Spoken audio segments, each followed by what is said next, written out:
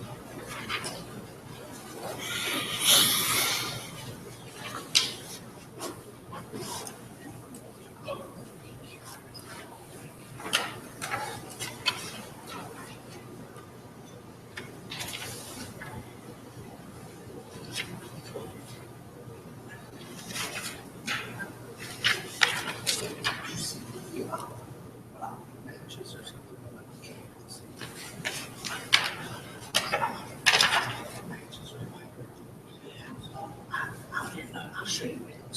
Yeah.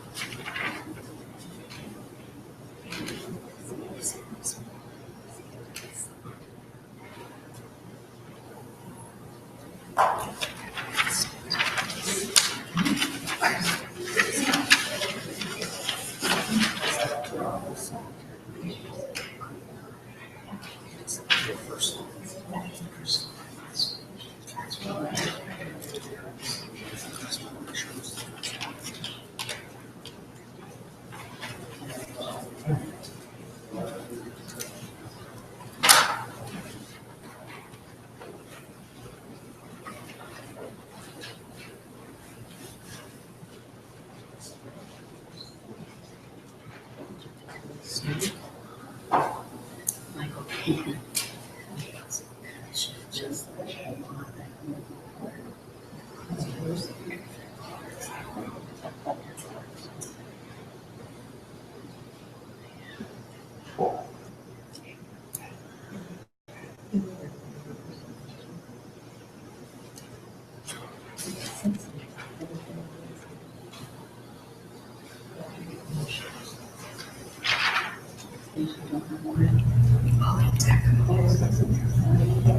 Okay. You people are very good returning on time. You get a gold star.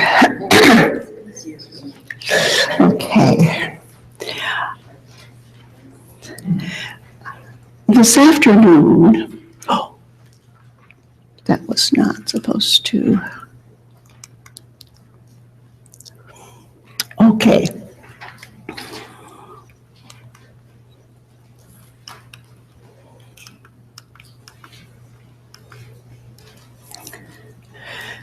That other part was not supposed to all come up at the same time.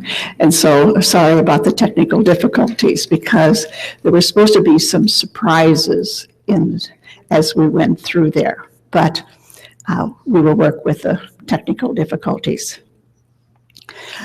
Yes, can you not hear? Okay.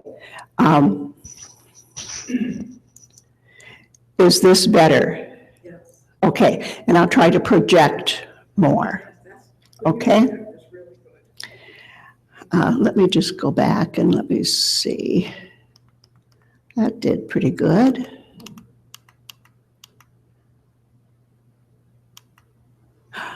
Okay, some thoughts about prayer.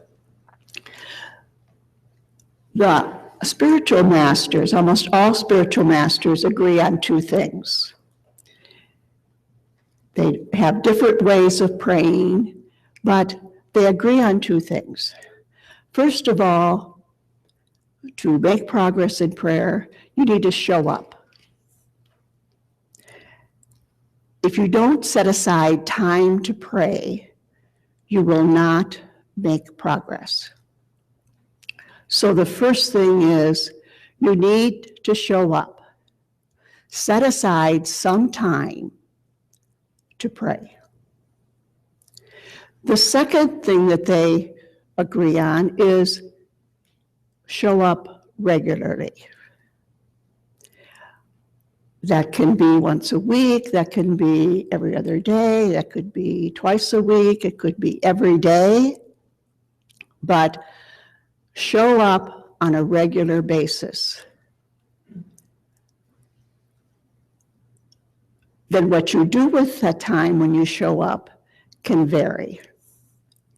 But prayer, as we know, the definition of prayer is lifting your mind and heart to God. And so whatever helps you do that are the things that you could use for prayer, because your goal is to lift your mind and heart to God. And an Anglican bishop said this once about prayer: pray as you can, not as you can't. And that means some ways for people are better to help them lift their mind and heart to God than others. And I think we talked about some of those this morning. Some people, when they're out in nature, it lifts their mind and heart to God. Other people out in nature does not do that. They pray in a different way.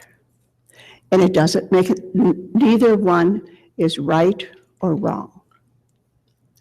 So pray as you can. Sometimes when you take scripture too, that there's certain scriptures that move you and lift your mind and heart to God. Others do not. Go to something that really touches you. And it can be something, a struggle too. It doesn't mean always it's a comforting touch, but something is going on. And stay with that. But don't waste your time on things that are not going to lift your mind and heart to God. And then come before God as you are. And that's a very simple way, but just as you are at the moment.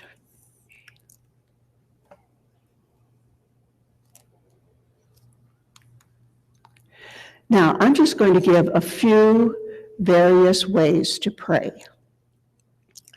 And we have a little handouts that will have these on, so you could take notes if you want to, but I didn't want to pass it out now because students are always looking at that and not listening.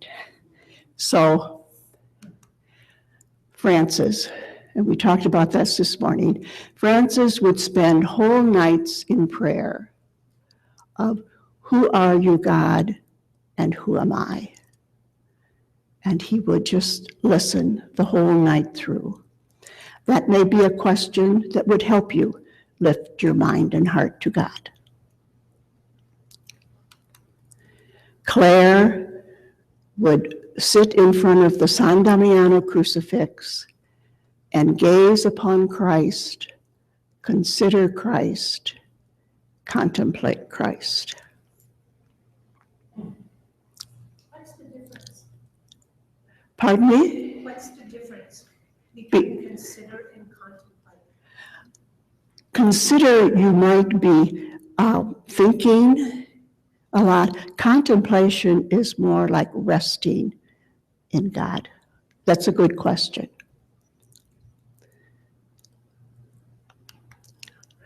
Scripture. Scripture is a very good way to pray.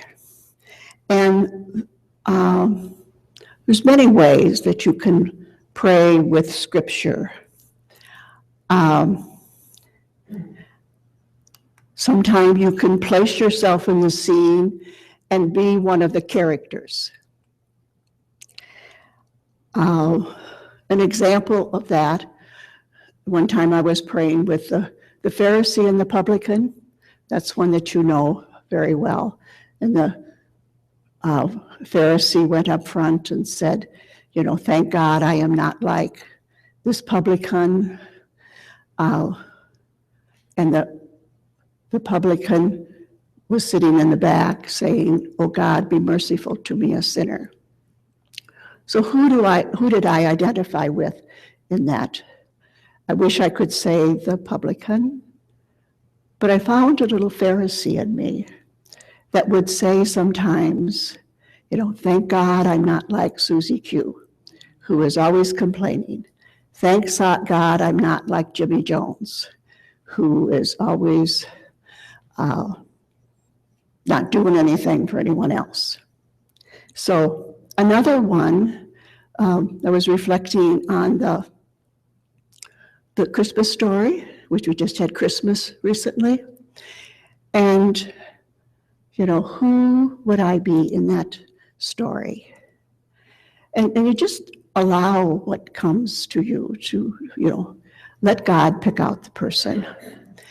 And the person I was in the Christmas story was the innkeeper. The innkeeper who had no room for Mary and Joseph. And who do I not make room for in my life? And those types of reflection are very healing. It had a very healing effect. It could be you would reflect on that, and you could be Joseph, who cares for his family, and you know what it's like and what it's, the worries that you have. Or you could be Mary, just allow the character, be one of the characters and see what happens.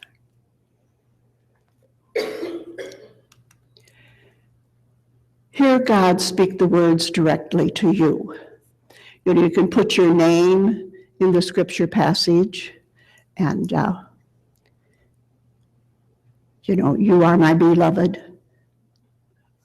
Rosalie, you are my beloved. Or there could be symbolism. The story of the blind man or the paralytic. Where is my blindness? What am I blind to? What paralyzes me? And pray with that.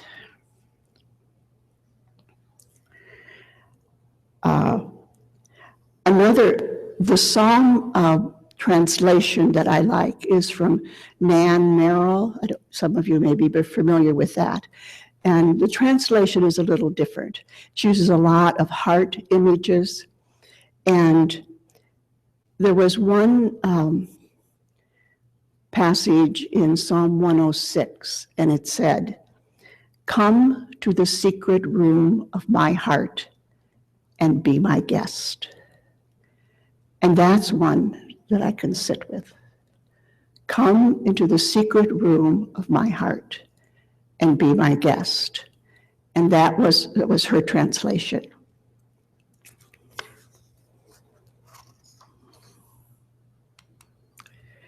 Now, David Hassel wrote a book called Radical Prayer, and it was written in 1983. So it's not a recent book at all. But sometimes ways of praying are timeless. So he had some ways that he suggested to pray. And I'd like to try different things, just see if it works. Pray as you can, not as you can't. If it doesn't help you, don't spend time on it. But this is one that he used, and it is kind of a listening prayer, and it's called the triple trip. You know, we're always on a journey, a trip. It's very familiar, a journey. And he first suggests that you take a trip to visit Mary and stand before Mary and say to her, "How do you see me? How do you see me right now?" And listen. Don't fill in the blanks. Just, how do you see me as I stand before you right now?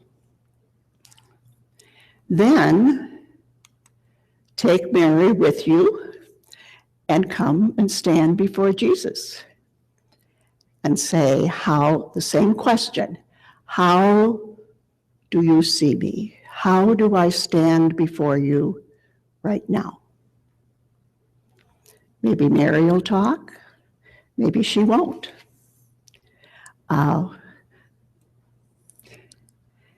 And then take a trip to God the Father and ask the same question. So, how do you see me right now? You can also do the reverse trip, which means you come before Mary and you say, "This is how I see you in my life." Be very honest. You can do the same with Jesus. You can do the same with God the Father. And sometimes this is a good thing to do if you have difficulty with any of those. You know, you get a chance to say, "This is how I feel." You know, if you had a father who's very strict with you, maybe God the Father isn't a comfortable image to you. And that's what you can say. "This is how I see you right now in my life." Now, this was he lives in Chicago. So taking a train ride or a bus ride was something that they could do. But even in Clinton, Iowa, you're not taking train rides and you're not taking probably bus trips, but the concept that he talks about can be used, and I'll explain, in other situations.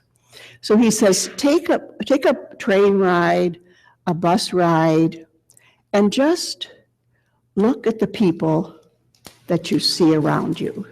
People on the bus, look into their faces, and just have that question, "Where are you, Lord? Where will I find you? Show yourself to me." Now, this can be done any place where you're with a group of people. You know, if you're waiting in an airport, look around. You could also go to a shopping mall, not necessarily to shop, but you could go there to look at the people and ask that same question. Excuse me. So that would be his train ride, but it could be also as you go through the day. Where will I meet you today, Lord? Where will I find you? Show yourself to me.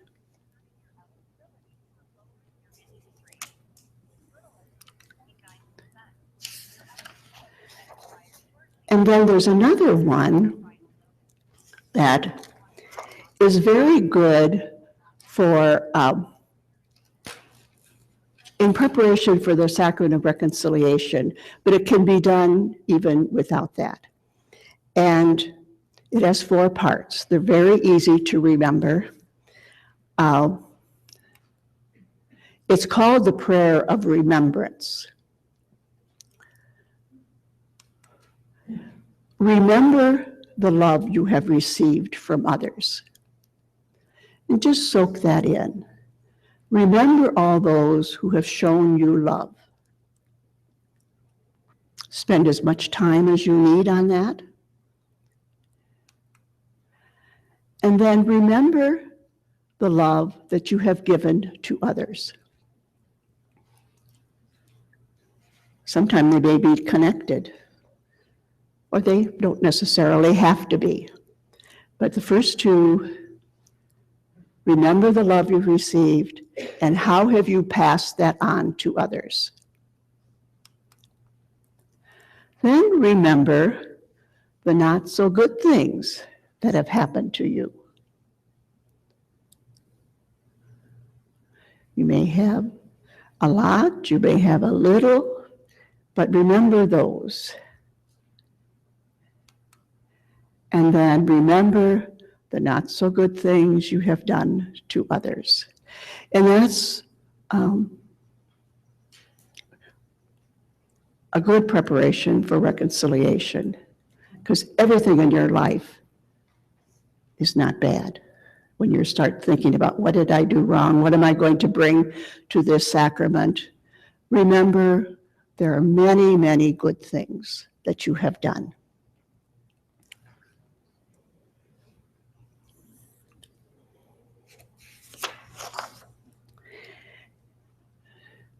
Now,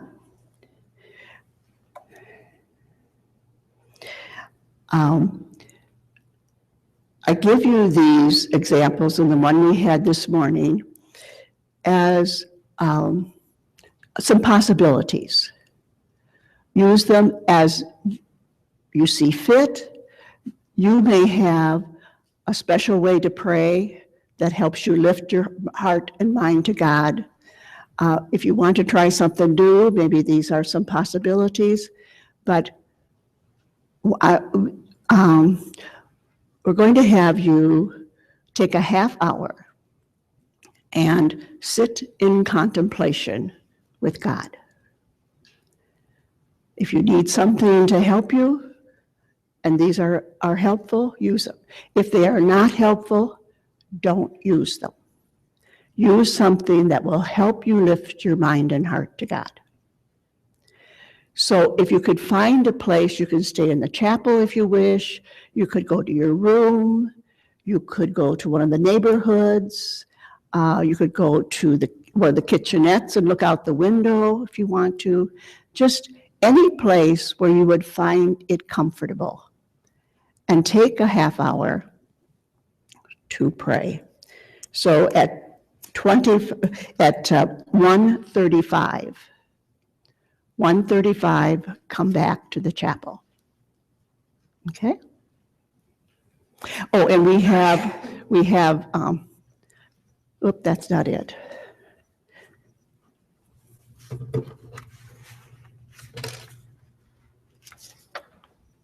Here, why don't you take this out over this side? We just wrote these out so that